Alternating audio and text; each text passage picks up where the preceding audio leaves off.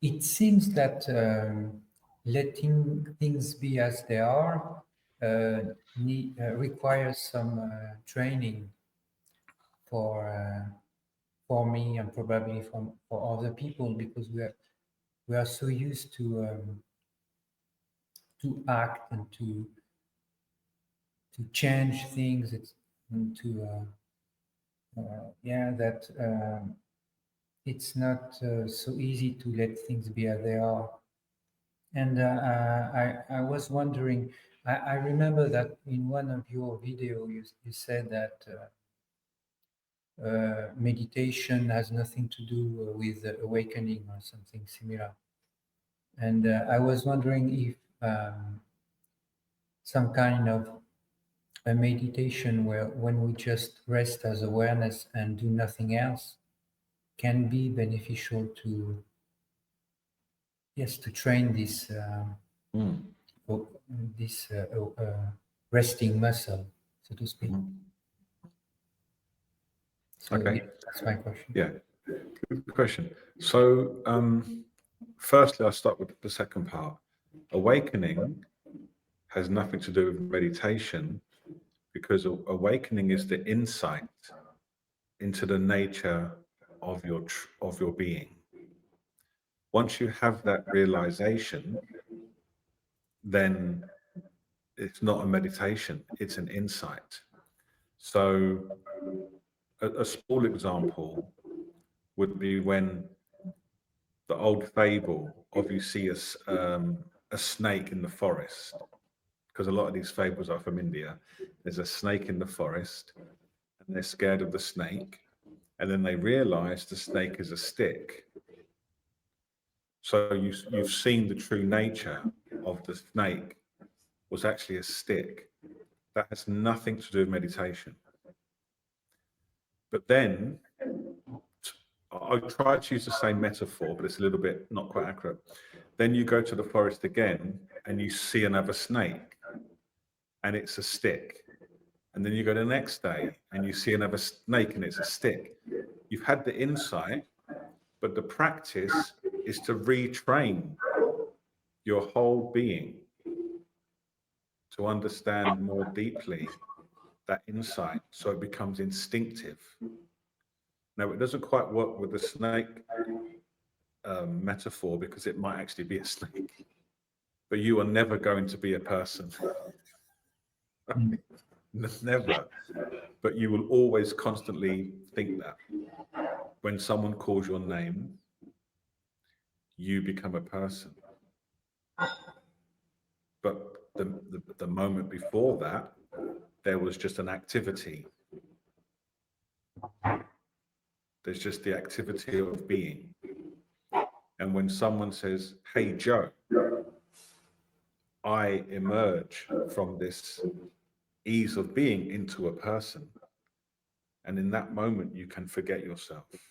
So the meditation is the practice to stabilize. So your questions are aligned together. So the leaving everything as it is a practice to keep exploring your belief in appearances. So I'll give you an example. I grew up in quite a restless nature, quite a challenging environment.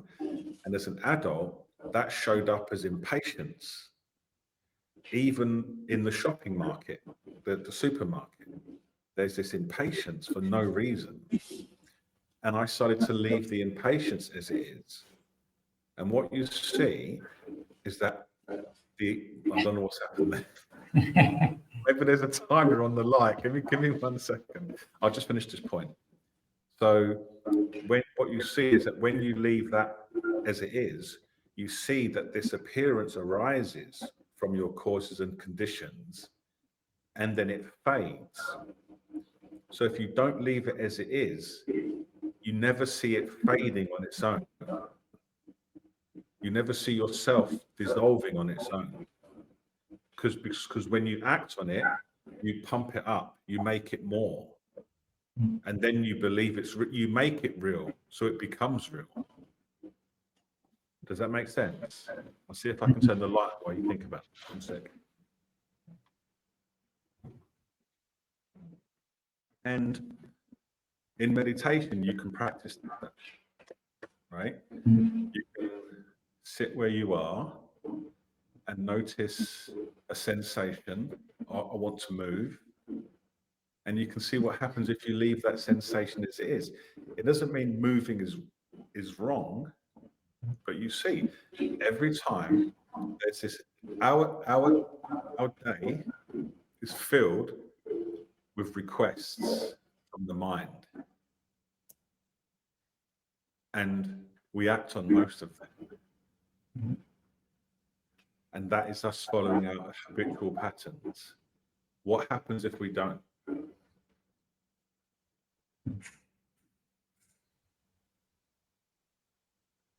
What if there's no one to act on that? What if there's just happening? Mm. So it's an invitation to explore. And what I will say is that the approach of leaving things as they are is an outward approach. It's more from the Tibetan Dzogchen approach of leaving things as they are, because you're looking at the nature of all experience.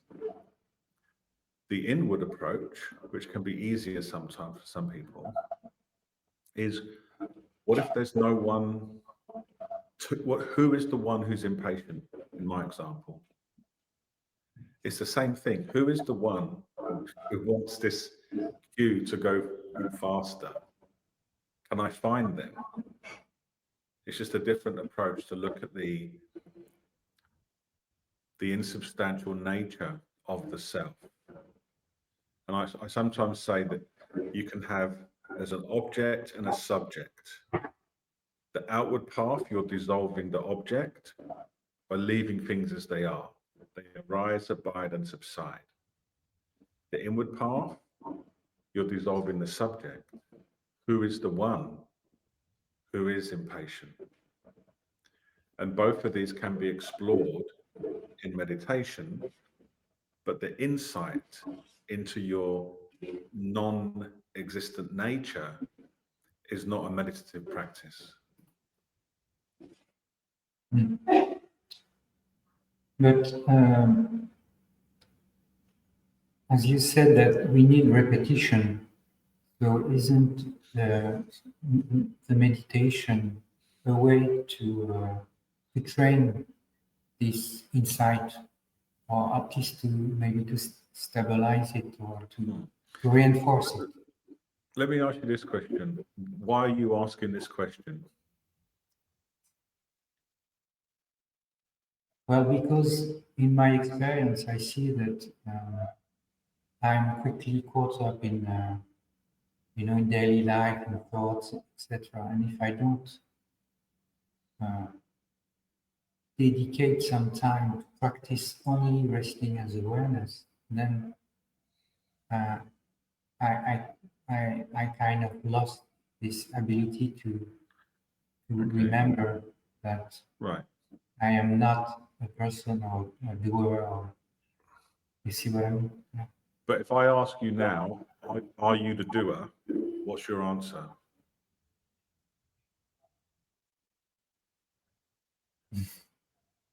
I don't know. I don't really know. Okay. If you was the doer, how would you know you was the doer? Yeah, I understand that. Of course. I mean, if I don't train this recognition of awareness, I tend to slip in this habit of making myself to be someone. So right in this moment, what's there right now? There are some sensations, some visual experience, some Okay. thoughts. And are any of those you? No, Okay. So that's an insight, isn't it? yes. Okay. And how do you know that they're not you? Well, because they are impermanent. They just arise and vanish. There's nothing solid. Yeah. So in this moment, you are awake. Yes. That's what awakening means. Yeah. But what happens is someone says, Frederick, and it all comes together again. Yeah. But awakening is the knowledge that you are not the doer. Mhm. That people get this confused. That's why I say you're already awake. Mhm. Right? It takes great confidence to say that to yourself. I'm already awake, because people don't like it when you say that in this non-duality sphere. But everyone's already awake. Mhm. But you still, it's so funny. It really is. It's like, how can you be anything other than awake? Mhm. What would be the alternative? What's the alternative to not being awake? Every person in this call right now is completely awake. Does that mean that your causes and conditions are aligned with this understanding? Not all the time, but there's glimpses of it, right? Mhm. And the meditation practice is that. But the knowledge, like, I'm not awake, you have to be awake to be able to say that you're not awake. It's the funniest thing. So everyone on this call can completely relax, because you don't have to seek anything. It already is. It's been that way from the beginning. I've never come across a subject that's so contradictory to its own name. It's called non-duality for a reason. Mhm. So how can you have awake and not awake if it's just one? You know, I sometimes say to people, do you believe in oneness? People say yes.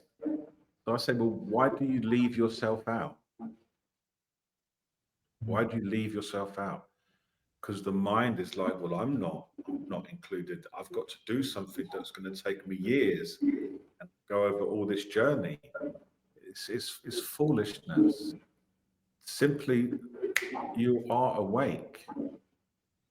Now, there's going to be a continuous process of remembering, and this sometimes can be quite abstract, but every person that you hear here and everywhere in the world, wherever they are, when they speak, they are only ever speaking as the absolute,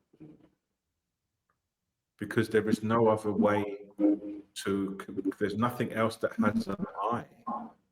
The thought Joe doesn't have a self.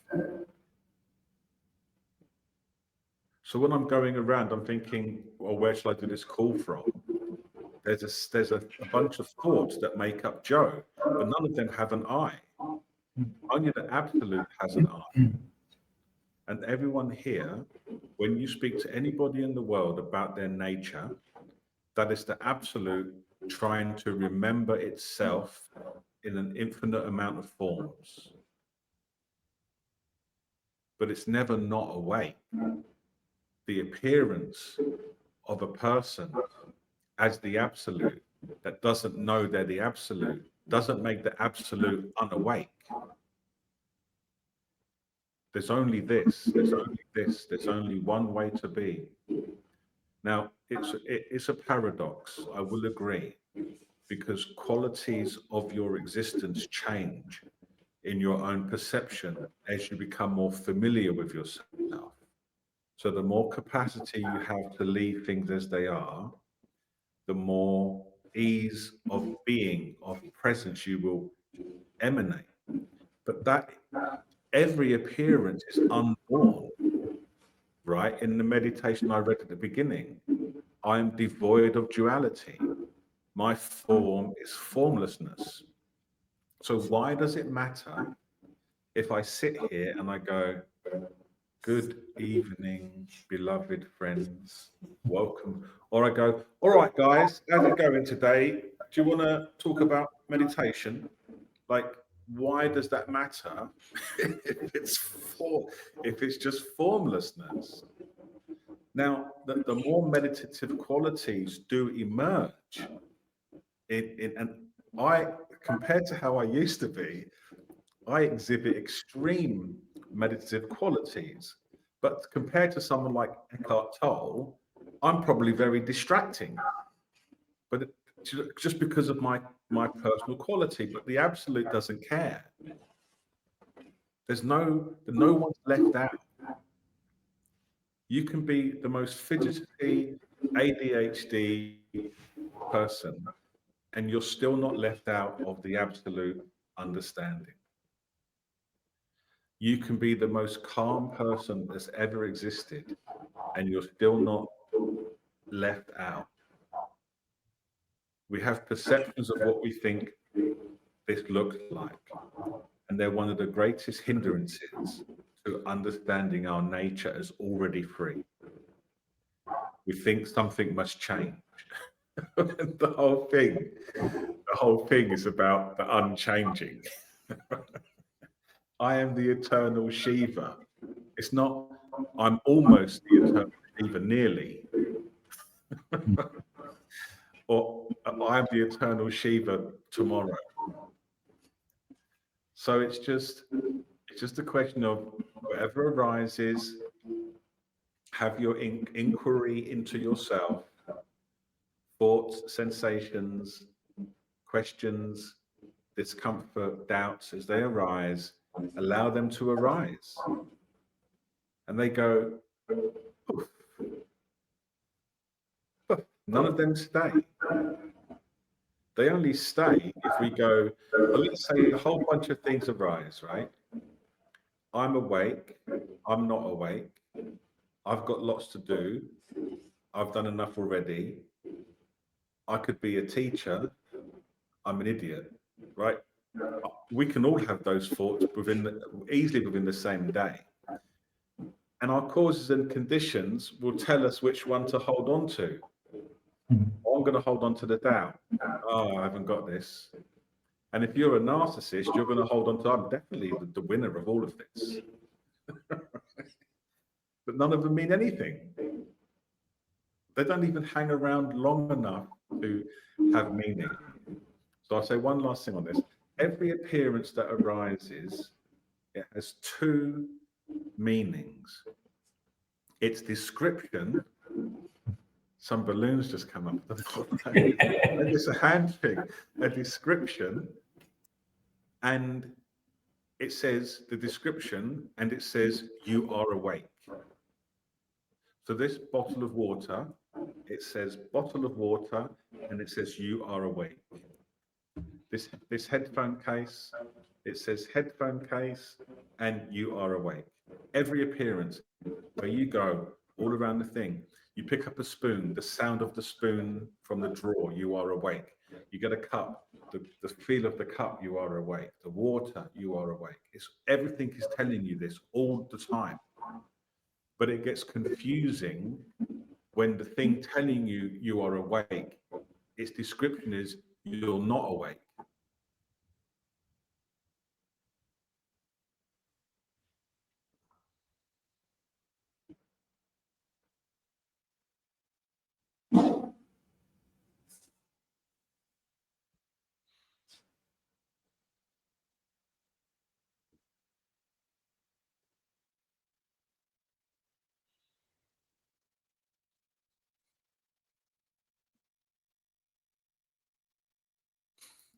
That's it.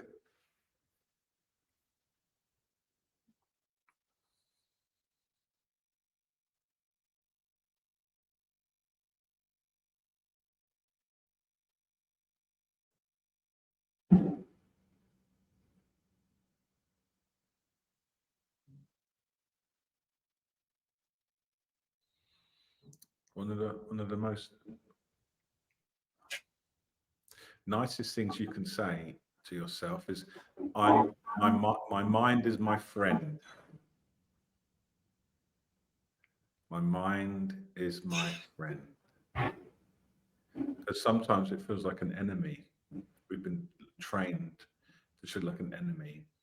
And we can say, my mind is my friend.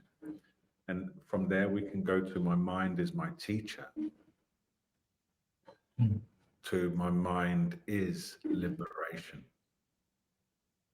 But we can start with my friend. There's nothing your mind's trying to do to hurt you or make bad things happen. It's your friend. And you know this by leaving it as it is. Mm. Thank you for your question, Frederick. We've got Thank Jill you, Joe. here. My pleasure.